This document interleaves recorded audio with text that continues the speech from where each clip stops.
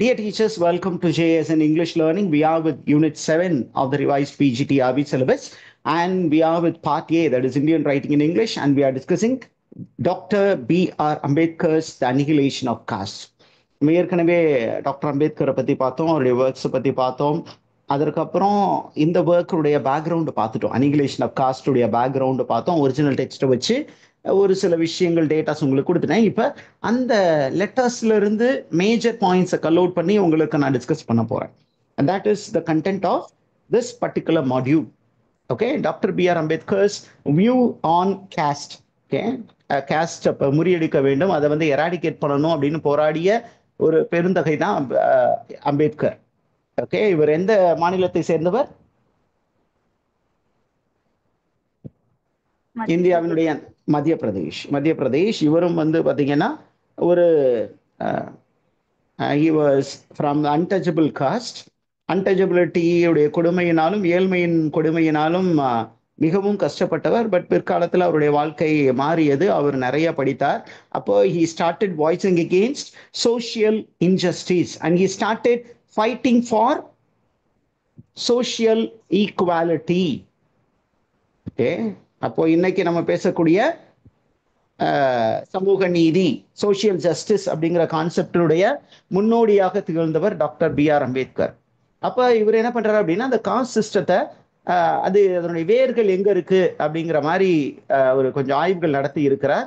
அப்போ அந்த ஆய்வுகள் நடத்தும் போது இவர் ரொம்ப அழகா தெளிவா என்ன சொல்றாரு அப்படின்னா, the caste system in India has a very long history and இந்த காஸ்ட் சிஸ்டம் எதுல இருந்து வருது அப்படின்னு கேட்டீங்கன்னா, அந்த மனுஸ்மிருதி. ஓகே, அந்த மனுஸ்மிருதி அப்படிங்கிற புத்தகத்துல இந்த டிவிஷன் ஆஃப் லேபரை பத்தி பேசும் பொழுது என்ன பண்ணியிருக்காங்கன்னா, ஒரு ஹையரார்கி சொல்லி இருக்கிறாங்க, ஒரு படிநிலை சொல்லி இருக்கிறாங்க. அந்த படிநிலைப்படி there are 4 hierarchies in the society. What are the 4 hierarchies which are known as varnas? வர்ணம் அப்படின்னு சொல்லப்பட்டது. அந்த 4 படிநிலை என்ன அப்படின்னு நம்ம கேட்டோம் அப்படின்னு சொன்னீங்கன்னா, இவைகள் தான் அந்த 4 படிநிலை. ஓகே, என்ன அப்படின்னா பிராமின்ஸ், சத்ரியாஸ், வைஷ்யாஸ், சூத்ராஸ். இது 4மே பார்த்தீங்கன்னா ஆக்சுவலா it is only job portfolio. ஆனால் அது எப்படி மாறி போனது அப்படின்னா, பிறப்பினால் இவர்களை வேறுபடுத்தக்கூடிய ஒரு சூழல் இருந்தது. அது வந்து இவர் அடிக்கோடிட்டு காட்டுகிறார். பிறப்பினால் ஒருவன் உயர்ந்தவன் தாழ்ந்தவன் என்பதை நான் முற்றுக்கொள்ள முடியாது. ஓகே, ஒரு மனிதன் செய்யக்கூடிய தொழில் அப்படிங்கிறத வச்சுமே நம்ம ஒரு ஆளை வந்து இந்த தொழில தான் நீ உங்க அப்பா பிறந்தாரு, நீயும் அந்த தொழில் செய்யணும் அப்படின்னு குலத்தொழில் அப்படிங்கிறத நம்ம ஏற்றுக்கொள்ளவே முடியாது அப்படின்னு அவர் தெளிவா சொல்றார். அப்ப ஒருவன் பிறப்பினால் இந்த குலத்தை சேர்ந்தவன், அவன் இப்படிப்பட்டவன், மோசமானவன், அவன் தீண்டத்தகாதவன் அப்படிங்கிறதெல்லாம் தப்பு. அப்ப we cannot classify people based on birth and by individuals progeny அப்படின்னா பிறப்பினால் ஆட்டோமேட்டிக்கா நான் இந்த காஸ்ட் அப்படிங்கிற விஷயத்தை யாரும் ஒத்துக்கல. அம்பேத்கர் ஒத்துக்கொள்ளவில்லை. ஒருவர் வந்து ஒரு குளத்துல பிறக்கிறாரு, அந்த குளத்துல பிறக்கிறவர் அந்த தொழில் தான் செய்யணும், அவருடைய வாழ்வியல் முறை இப்படிதான் இருக்கணும் அப்படின்னு ஒருத்தர் சொல்றது தவறு அப்படின்னு யார் சொல்றா? டாக்டர் அம்பேத்கர் ரொம்ப தெளிவா சொல்லிட்டு என்ன பண்றாரு அப்படின்னு கேட்டீங்கன்னா, he fought against caste discrimination. அவரு கொலம்பியன் யூனிவர்சிட்டியில ஒரு PhD தீசிஸ் எழுதினார். அந்த PhD தீசிஸ் உடைய டைட்டில் என்ன? இது கொஸ்டினா கேட்கலாம். Caste in India, their mechanism, genesis and development. இந்த ஒரு பர்டிகுலர் ஆய்வேடு எழுதி அதை வந்து ப்ரெசென்ட் பண்ணி டிஃபெண்ட் பண்ணாரு. And he acknowledges clearly that caste is a complex institution. Cost அப்படிங்கிறது ரொம்ப காம்ப்ளெக்ஸ். அதை அண்டர்ஸ்டாண்ட் பண்ணிக்கணும் அப்படின்னா அதை பற்றியதான முழுமையான புரிதல் நமக்கு இருக்கணும். ஓகே, அப்படி சொல்லிட்டு என்ன சொல்றாரு அப்படின்னா, there are many scholars who have attempted to explain casteism. இந்த காஸ்ட்டை பத்தி நிறைய அறிஞர்கள் வந்து என்ன பண்ணியிருக்காங்க, ஆய்வியலார் நிறைய எக்ஸ்பிளைன் பண்ண முயற்சி பண்ணியிருக்கிறாங்க. பட் இன்ன வரைக்கும் அந்த காஸ்ட் அதனுடைய ஆரிஜின் எங்க இருக்கு, அதனுடைய வேர் எங்க இருக்கு அப்படின்னு பெரும்பான்மையான அறிவியலார்கள் அல்லது ஆய்வாளர்கள் வந்து என்ன பண்ணல, அதை சரியா எக்ஸ்பிளைன் பண்ணல. அப்படியே எக்ஸ்பிளைன் பண்ணாலும் they have presented only confused ideology. Right? அடுத்தது என்ன சொல்றாரு அப்படின்னு கேட்டீங்கன்னா, this caste system has existed in India for a long time. ரொம்ப அதிகமான காலங்கள் இந்த காஸ்ட் சிஸ்டம் என்பது இருக்கிறது. அண்ட் இந்த காஸ்ட் சிஸ்டத்தினால என்ன நடக்குது அப்படின்னு கேட்டீங்கன்னா, Hindus to not accept inter cost marriage and they don't have social interaction. ஒரு ஜாதி விட்டு ஜாதி திருமணம் செய்தால் ஆணவ படுகொலை அரங்கேற்றப்படும். அந்த மாதிரி ஒரு சூழ்நிலை தான் இருக்கு. அதை வந்து மக்களால அக்செப்ட் பண்ணிக்கவே முடியல. அப்ப அந்த அளவுக்கு பீப்புள் ஹவ் பிகம் ஆர்த்தடாக்சி. ஏன் அப்படி சொல்லி முடிச்சுட்டு ரொம்ப கேஷுவலா என்ன சொல்றாரு அப்படின்னு கேட்டீங்க, கேஷுவலா இல்ல ரொம்ப சீரியஸா சொல்றாரு. என்ன அப்படின்னா, ஹிந்துஸ் இந்தியால இருக்கிறனால இது ஒரு இந்தியன் ப்ராப்ளமா இருக்கு காஸ்டிசம். ஒருவேளை ஹிந்துஸ் வந்து உலகளாவ பல நாடுகளுக்கு போய் அங்கே அவர்கள் குடியேறினால் என்ன ஆகும்? The caste system will become a global issue. இது ஒரு குளோபல் இஷ்யூ ஆயிரும். இது பன்னாட்டு பிரச்சனையாக மாறிவிடும். ஓகே, அப்படி சொல்லி முடிச்சுட்டு என்ன சொல்றாரு அப்படின்னு கேட்டீங்கன்னா, there are many theories regarding the origin of caste அப்படிங்கிற ஒரு தகவலை நமக்கு சொல்றாரு. நிறைய தியரிஸ் இருக்கு சார் அப்படின்னு சொல்லிட்டு ஒரு சில ஸ்காலர்ஸுடைய தியரியை இவர் டிஸ்அக்ரி பண்றார். சரிங்களா? இந்த டெக்ஸ்ட்ல அதை பத்தியெல்லாம் ரெஃபரன்சஸ் இருக்கு. அதை நான் அப்படியே கல் அவுட் பண்ணி உங்களுக்கு சொல்லியிருக்கேன். ஒரு சில அறிஞர்கள் என்ன பண்ணாங்கன்னா, இந்த காஸ்ட் வந்து இப்படிப்பட்டது, இது இப்படி தொடங்கியது, அதனுடைய இயல்பு இப்படின்னு ஒரு சில கருத்துக்கள் முன் வச்சிருக்கிறாரு. அந்த கருத்துக்களை நம்ம டாக்டர் B.R. அம்பேத்கர் என்ன பண்றாரு, அதை டிஸ்அக்ரி பண்றாரு. நான் நீங்க சொல்றதை ஒத்துக்க மாட்டேன். அதுல ரொம்ப முக்கியமான ஐடியா அப்படின்னா, செனாட் என்ற ஒரு அறிஞர் இருந்தார், ஒரு ரிசர்ச்சர் இருந்தாரு. அவர் என்ன சொன்னார் அப்படின்னு கேட்டீங்கன்னா, ஓகே, என்ன சொன்னார் அப்படின்னு கேட்டீங்கன்னா, he stated that pollution was peculiar to a caste. ஒரு பர்டிகுலர் காஸ்ட் வந்து அன்டச்சபிளா இருக்கு, அதனால பொல்யூஷன் கிரியேட் ஆகுது அப்படின்னு ஒரு ஐடியாவை சொல்லியிருந்தாரு. அதை யாரு ஒத்துக்க மாட்டேன்னு சொல்லிட்டாரு? அம்பேத்கர் ஒத்துக்க மாட்டேன் அப்படின்னு சொல்லிட்டார். ஓகே, அப்போ இந்த செனாட் அப்படிங்கிற அறிஞர் சொன்ன அந்த ஐடியா இன்னொரு தியரியோட ஒத்து போகுது. என்ன அப்படின்னு கேட்டீங்கன்னா, it goes with the theory of racial purity. Okay, racial purity, ஒரு இனம், அந்த இனம் மட்டும்தான் பியூர், இன்னொரு இனம் மற்ற இனங்கள் எல்லாமே இம்பியூர் அப்படிங்கிற ஒரு கான்செப்ட் இருக்கு. அப்ப செனாட் என்பது என்ற அந்த அறிஞர் அந்த தியரை நம்புறாரு. அதனாலதான் என்ன பண்றாரு, ஒரு ஜாதி மோசமானது, அது அசிங்கமானது, அது அருவருக்கத்தக்கது, அது பொல்யூஷனை காஸ் பண்ணக்கூடியது அப்படிங்கிற ஒரு ஐடியா முன்மொழிந்தார். அந்த அறிஞர் சொன்ன கருத்தை டாக்டர் அம்பேத்கர் மறுக்கிறார். அடுத்தது இன்னொரு ஒரு ரிசர்ச்சர் இருக்காரு. அந்த ரிசர்ச்சர் பேரு நெஸ்ஃபீல்ட்.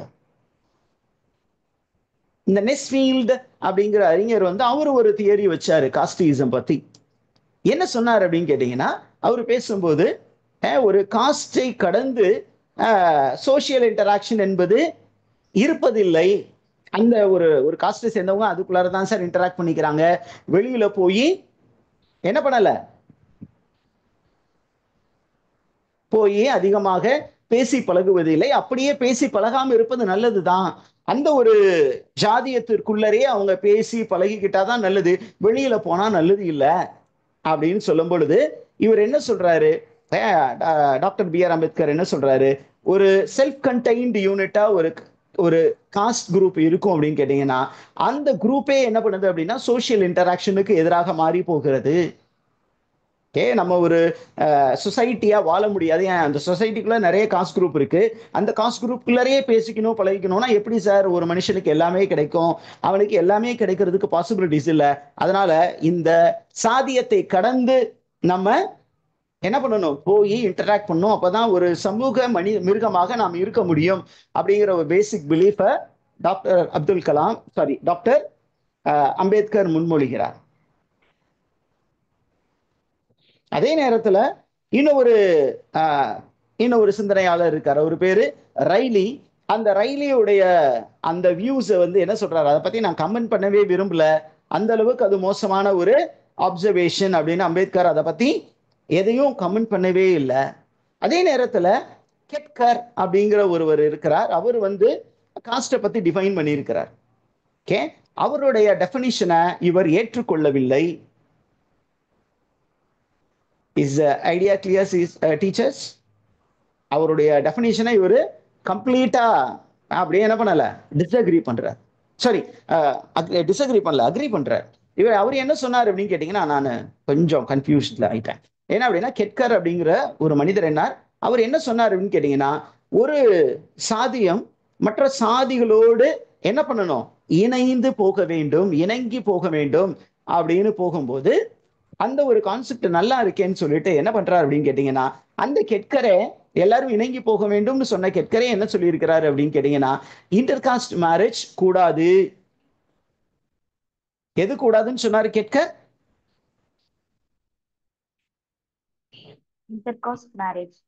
இன்டர்காஸ்ட் மேரேஜ் கூடாதுன்னு சொல்லியிருந்தாரு.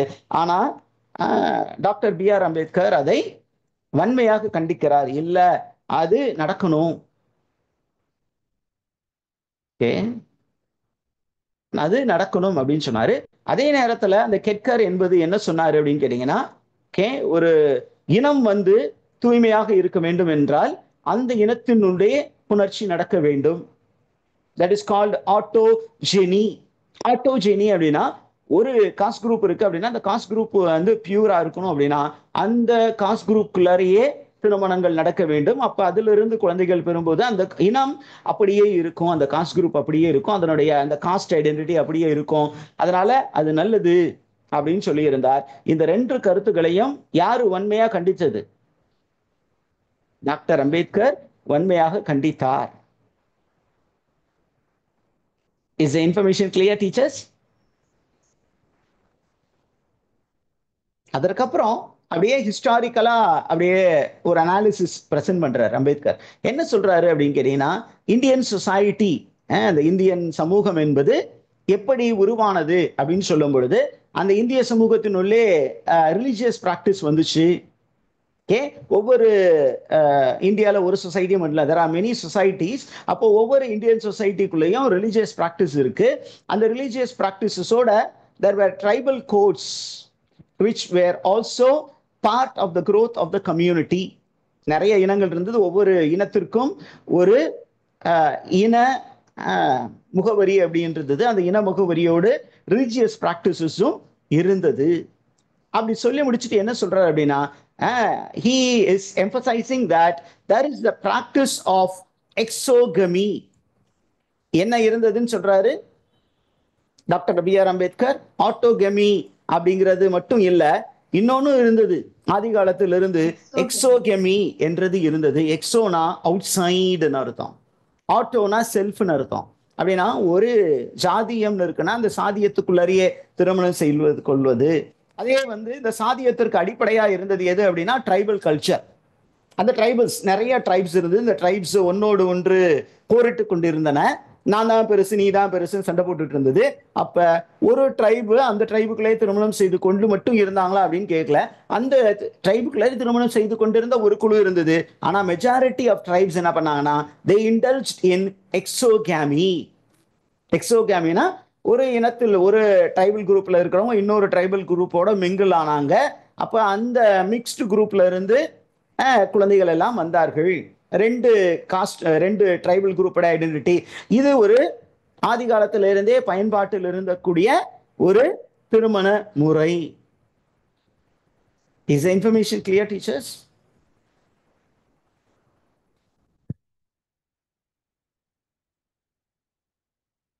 சொல்லி முடிச்சுட்டு என்ன சொல்றாரு அப்படின்னு கேட்டீங்கன்னா, ஆதி காலத்திலிருந்து எக்ஸோகமி இருந்தாலும் கூட இன்னொன்னு இருந்தது. இன்னொன்னு என்ன அப்படின்னு கேட்டீங்கன்னா குலம், கோத்திரம், கோத்ராஸ்ன்னு சொல்றோம். இங்கிலீஷ்ல அதை கிளான் அப்படின்னு சொல்றோம். அப்ப குலோத்ராஸ் என்பது இருந்தாலும் அந்த கோத்ராஸை கடந்து குலம், கோத்திரம்னு சொல்றோம். இந்த குலம், இந்த குலத்தை சேர்ந்தவர், இந்த கோத்திரத்தை சேர்ந்தவர், அந்த கோத்திரத்தினுள்ளே திருமணம் செய்த வழக்கம் கம்மியாக இருந்தது. ஆனா மெஜாரிட்டியா இந்த கோத்திரத்தை எல்லாம் கடந்து இந்தியன் அப்படிங்கிற அந்த உணர்வு, அந்த இந்தியன் என்ற ஒரு நேஷனல் ஐடென்டிட்டி அப்படின்னு வரும்போது என்னவும் இருந்தது. த பிரின்சிபல் ஆஃப் எக்ஸோகேமி ரொம்ப அதிகமாக இருந்தது. அப்ப வாட் இஸ் எக்ஸோகேமி அப்படின்னு நான் டிஃபைன் பண்றதுக்கு ட்ரை பண்ணேன். வாட் இஸ் இட் அப்படின்னு கேட்டீங்கன்னா, the custom of marrying, okay, outside the clan. இன்னொன்னு வந்து அதுக்கு opposite is endogamy. What is endogamy? பாருங்க, a custom of marrying only within the limits of a local community, clan or tribe. ஒரே இனத்தினூடே திருமணம் செய்து கொள்வது, that is called endogamy. அப்ப இவர் என்ன சொல்றாரு? endogamy is foreign to Indian people. இந்தியர்கள் இந்த எண்டோகாமியை என்ன பண்றது இல்ல, அதிகமாக பயன்படுத்துவது இல்லை. they indulge in exogamy. Is the information clear, teachers?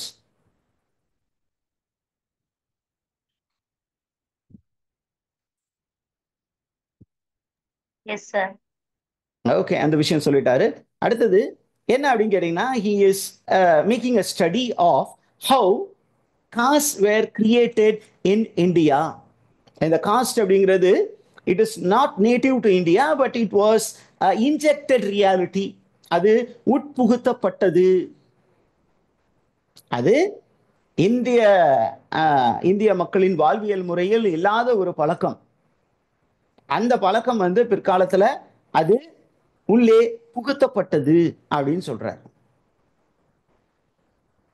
Okay, அப்படி சொல்லிட்டு what is central to caste formation அப்படின்னா, what is central to caste formation அப்படின்னு அவரே நம்ம கிட்ட ஒரு கேள்வி கேட்டீங்கன்னா அம்பேத்கர் அதுக்கு பதில் சொல்வார். என்ன அப்படின்னா, த கான்செப்ட் ஆஃப் எண்டோகாமி, ஓர் இனத்தினூடே திருமணம் செய்து கொள்வது என்பது சென்ட்ரல் டு காஸ்ட் ஃபார்மேஷன். ஒரு காஸ்ட், அந்த காஸ்டுக்குள்ளரே நம்ம திருமணம் செஞ்சுக்கணும், இதை தாண்டி வெளியில போகக்கூடாது. எதுக்கு அப்படின்னா, நம்ம காஸ்டுக்குன்னு ஒரு பெருமை இருக்கு, ஒரு கர்வம் இருக்கு, ஒரு வாழ்வியல் முறை இருக்கு. அந்த வாழ்வியல் முறை அதுக்குள்ளரே நம்ம இருக்கணும் அப்படிங்கிறது. இதுதான் காஸ்டினுடைய formation. That is the beginning of caste அப்படிங்கிறார். Okay, is the information clear, teachers? அப்ப என்ன பண்றாரு, இந்த எண்டோகாமி அப்படிங்கிற கான்செப்ட் எப்படி இந்த காஸ்டுக்குள்ளார ஒரு வைட்டல் ரோல் பிளே பண்ணுது, how it led to the creation and preservation of caste என்பதை பத்தி ஒரு அழகான ஒரு ஆய்வு இந்த ஆய்வேட்டில் இருக்கு, அனிகிலேஷன் ஆஃப் காஸ்ட் அப்படிங்கிறதுல. ஒரு இனம் அப்படின்னு வரும்போது அந்த இனத்துக்குள்ளார இப்ப நமக்கு 4 ஹைரார்கிஸ் இருக்குன்னு சொல்லிட்டோம் வர்ண தர்மத்துல. சதுர்வர்ணா வர்ணா அப்படிங்கிறதுல 4 விதம் இருக்கு. என்னது? பிராமின், க்ஷத்ரியாஸ், வைசியாஸ், சூத்ராஸ். அப்ப இந்த பிராமின்ஸ் அப்படிங்கும் போது அதுக்குள்ளார நிறைய சப்காஸ்ட் இருக்குன்னு வச்சுக்கோங்க, எல்லாமே அதுதான் டாப் மோஸ்ட். அப்ப நம்ம குலத்துக்குள்ளார கல்யாணம் பண்ணிக்கணும், நம்ம இனத்துக்குள்ளாரே திருமணம் செய்து கொள்ள வேண்டும். அடுத்த சாதியினுடைய ரத்தம் நம்ம பிள்ளைகளுடைய ரத்தத்தோடு இணையக்கூடாது அப்படிங்கிறதுல மக்கள் ரொம்ப தீவிரமா இருக்கிறாங்க அப்படிங்கிற ஒரு ஐடியாவையும் இவர் நமக்கு அடிக்கோடிட்டு காட்டுகிறார். Is the information clear, teachers? அப்ப இந்தியால ஒரு இமேஜினரி சினாரியோ சொல்றார். ஒரு இமேஜினரி சினாரியோ அப்படின்னா ஒரு கற்பனையாக என்ன சொல்றாருன்னா, there were many groups which were vying with one another, and suppose there was a group which aspires to become a caste, and இந்த மாதிரி நம்ம வேற ஒரு காஸ்டுக்கு மாறுவோமே, நம்ம ரொம்ப மோசமான காஸ்ட்ல இருக்கிறோம், நம்மள மக்கள் ரொம்ப கீழே பாக்குறாங்க. அப்ப மேல் சாதி இருக்கக்கூடிய ஒரு பெண்ணை திருமணம் செய்து கொண்டு, ஒரு ஆர்எஸ் திருமணம் செய்து கொண்டு நம்ம காஸ்ட்டை மாத்திக்கலாம் அப்படின்னு நினைச்சா அது மாத்தவே முடியாது. ஏன் அப்படின்னு கேட்டீங்கன்னா, அந்த மாதிரி விஷயத்த நம்ம இந்தியன் கல்ச்சர் இப்ப இருக்கக்கூடிய கல்ச்சர் ஒத்துக்கிறது இல்ல. Is the information clear, teachers?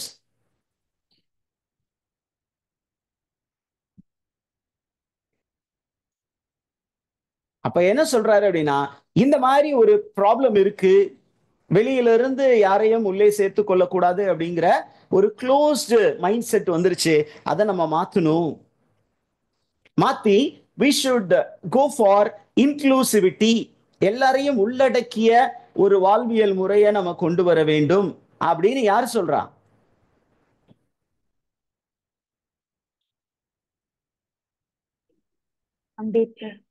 Ambedkar சொல்றாரு. அப்ப அம்பேத்கர் ரொம்ப பெருசா எதை சார் சப்போர்ட் பண்ணாரு அப்படின்னா, இந்த சாதியை மறையணும் அப்படின்னா இன்டர் காஸ்ட் மேரேஜ் வேணும் அப்படின்னு ஒரு விஷயம் சொன்னார். ஓகே. அப்ப இன்டர் காஸ்ட் மேரேஜ்க்கு ஏன் சார் ஒரு இன்டர் காஸ்ட் மேரேஜை பத்தி அதிகமா பேசினார் அப்படின்னா, he was actually aiming at equality, எல்லாருமே சமமாக நடத்த வேண்டும் என்று சொன்னார். Is information clear teachers?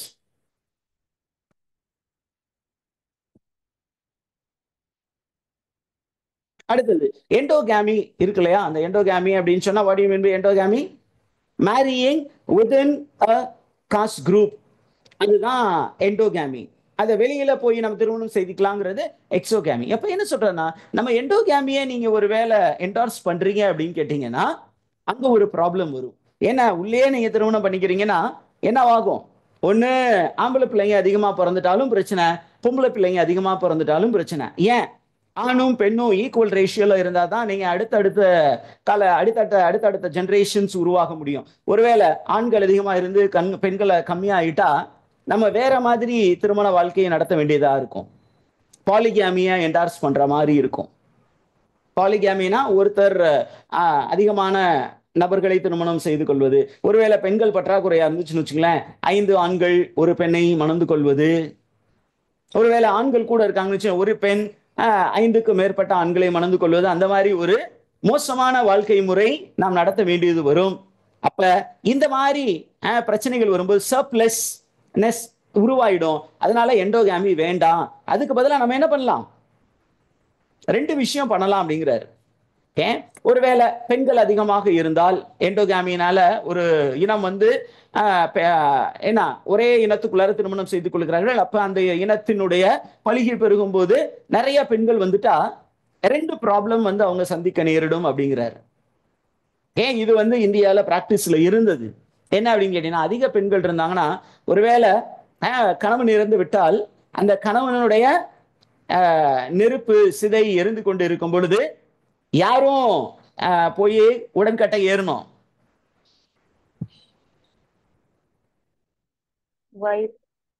வைஃபும் போய் உடன்கட்டை ஏற வேண்டும். இதுதான் சதி அப்படின்னு பிராக்டிஸ்ல இருந்தது. அப்படின்னு சொல்லிட்டு இவரு ஒரு சில விஷயங்கள் இன்டர்பிரேட் பண்ணிட்டு என்ன சொல்றாரு? திஸ் பிராக்டிஸ் ஆஃப் சதி இஸ் இம்பிராக்டிக்கல் அண்ட் இன்ஹியூமேன். அது இன்ஹியூமேன் பிராக்டிஸ் சார் அப்படின்னு சொல்லிட்டு, ஒருவேளை அப்படி கணவன் இருந்துட்டா சதியில அந்த பெண் வந்து இல்ல உடன்கட்டை வேற வேணா நினைச்சா அந்த பெண் வந்து என்ன பண்ணணும்? ஃபோர்ஸ் பண்ணி விதவையாக அவர் வாழ்நாள் முழுவதும், ஒருவேளை கல்யாணமான அடுத்த நாளே அவர் செத்து கணவன் இறந்துடுறானா அந்த பெண் மறுமணம் பண்ணிக்க கூடாதா அப்படின்னா, இல்ல சார் மறுமணம் பண்ணிக்கிறதுக்கு நம்ம சாதியில பசங்க இல்ல அப்படின்னா அடுத்த சாதியில இருக்கான்ல, ஏன் அந்த பெண்ணை திருமணம் பண்ணி வச்சுக்க கூடாது? ஏன் சார் பண்ணி வைக்க கூடாது சார்? அது வேற இனம் சார், அது அந்த அளவுக்கு எங்க இனம் மாதிரி பியூரான இனம் இல்ல, எங்களுடைய இன ரத்தம் அந்த இன ரத்தத்தோடு கலக்கக்கூடாது அப்படின்னு நினைச்சீங்கன்னா இந்த பெண் தனது வாழ்நாளை விதவையாக கழிக்க வேண்டும். இது 2மே பிரச்சனை. அப்படியே நீங்க இந்த பெண்ணை வந்து அப்படி ஒரு விதவையாவே நீங்க வச்சிருக்கீங்கன்னா there is a possibility of people becoming immoral. உலகத்துக்கு வெளியில நல்லவங்களா நடிப்பாங்க, ஆனா என்ன பண்ண மாட்டாங்க? அவங்களுடைய உணர்வு நிலைகளை அவங்கள கட்டுப்படுத்த முடியாம யாருக்கும் தெரியாம ஒரு கள்ள காதல் அந்த மாதிரி ஒரு ரிலேஷன்ஷிப்க்கு போயிடலாம். அந்த மாதிரி பாசிபிலிட்டிஸ் இருக்கு. So people may become immoral. இதுவே பெண்களே வந்து சர்ப்ளஸா இருந்தாங்கன்னா இவ்வளவு பிரச்சனை அப்படின்னு கேட்டீங்கன்னா, the problem of surplus men is going to become highly complex அப்படிங்கிறாரு. அதை சொல்லி முடிச்சுட்டு என்ன சொல்றாரு அப்படின்னா, imposing celibacy on widowers is highly impractical. celibacy அப்படின்னா கற்பு நிலை, ஒருவனுக்கு ஒருத்தி. இப்ப அந்த ஒருத்தி போயிட்டா அப்ப அந்த ஒருத்தன் வந்து விடோவரா இருக்கணும் அப்படின்னு நீங்க ஃபோர்ஸ் பண்ணீங்கன்னா அப்படியெல்லாம் பிராக்டிக்கலா இருக்க முடியாது சார், அதுல நிறைய ப்ராப்ளம் வரும் சார் அப்படிங்கிறார். ஓகே, அப்ப இதுக்கு சொல்யூஷன் என்ன? எல்லாமே இமேஜினரியா சொல்லிட்டு வர்றாரு. ஒருவேளை ஒரு சர்ப்ளஸ் மென் இருந்தாங்கன்னா, அதுவும் நீங்க நினைக்கிற மாதிரி ஒரே காஸ்டுக்குள்ளார திருமணம் செய்து கொள்ளணும் அப்படின்னு கேட்டீங்கன்னா அது நிறைய ப்ராப்ளத்தை சந்திக்க வேண்டியது வரும். Is the information clear, teachers?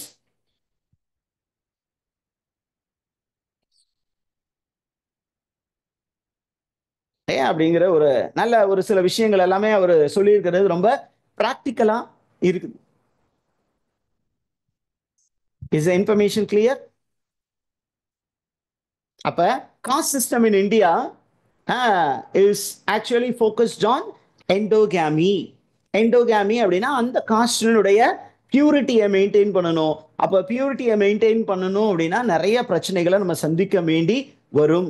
அந்த பிரச்சனை இல்லாமல் இருக்கணும்னா அதற்கான ஒரு சில தீர்வுகள் தான் இருக்கு. என்ன அப்படின்னா, நம்பர்ஸ் அதிகமாயிடும். ஒரு கணவன் இறந்து மனைவி மட்டும் உயிரோடு இருக்கிறது. அப்ப அந்த மனைவிய உடன்கட்டை ஏற செய்ய வேண்டும் என்ற ஒரு மோசமான பிராக்டிஸ்க்கு நம்ம என்ன பண்ணணும், கையில் எடுக்க வேண்டியது வரும்.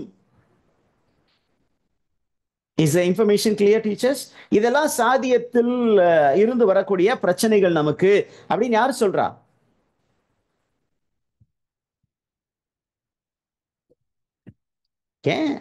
இந்த ஐடியாஸ் எல்லாம் டாக்டர் அம்பேத்கர் நமக்கு முன்வைக்கிறார். சாதியத்தினால வரக்கூடிய பிரச்சனை அப்படின்ட்டு. இது வரைக்கும் சொன்ன கருத்துக்கள்லாம் உங்களுக்கு புரிஞ்சுச்சா டீச்சர்ஸ்?